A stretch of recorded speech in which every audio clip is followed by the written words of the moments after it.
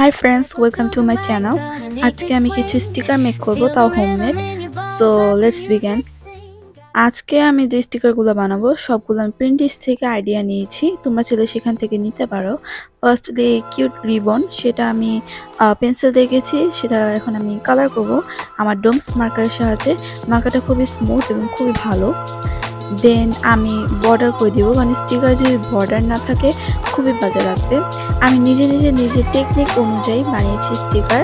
আমি কোনো YouTube video বা ইউটিউবের কোনো আইডিয়া থেকে নিইনি, অনেকে অনেকভাবে করে, তোমার যেটা ভালো লাগে সেটা করতে পারো।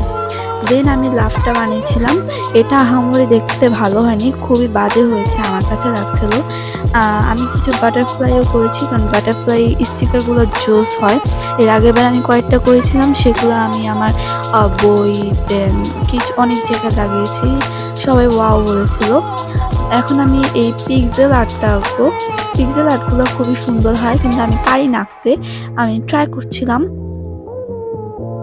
আমি হাইলাইটার জায়গা মানে সাদা জায়গাটা রাখিনি, পরে ফ্লুইড দিয়ে আমি দিয়ে দিলাম। দেন পাওয়ার স্কালসের একটা ক্যারেক্টারকে আঁকলাম। এই ক্যারেক্টার কালারটা আমি নিজেই করেছি। পাওয়ার স্কাল আমি ছোটোবেলায় খুবই দেখতাম, কারা কারা দেখো কমেন্টে জানিও। আমার কাছে মনে হয়েছে এটা একটু ডিফিকাল্ট ছিল আঁকাটা, আর পাওয়ার স্কালসের ক্যারেক্টার আইটা একটু আঁকতে আমার কষ্ট হয়ে গিয়েছিল। দেন আমি কি করেছি, আমার কাছে ইজি লেগেছে। এখন আমি বাটারফ্লাইটা আঁকবো। বাটারফ্লাইটা অনেক সুন্দর, মানে এটা কিছুটা গ্রিন কালারের হতো। বাটারফ্লাইটা আমি প্ল্যান করেছিলাম আমার আয়নাতে লাগাবো, আয়নাতে এগুলো লাগালে জুস লাগে।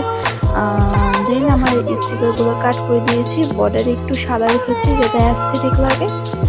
আর যদি সাদা না রাখি তাহলে কাটতে আর কি কষ্ট হয়, তো আমি একটু আলসে টাইপের, তাই আমি বর্ডার রেখেছি। এখন আমার কাছে যেহেতু বেকিং পেপার থাকতো, আমার কাছে মনে হচ্ছে যে শুধু কেন বেকিং পেপার দিয়ে করবো, তাই আমি পলিথিন দিয়ে করেছি।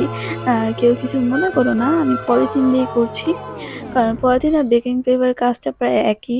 তাই আমি ভাবলাম বেকিং পেপার উপর থেকে কে কষ্ট করে নামাবে, পলিথিন দিয়ে করা যাক। আর তোমরা অনেস্টলি বিশ্বাস করো আমাকে, পলিথিন দিয়ে খুবই সুন্দর হয়।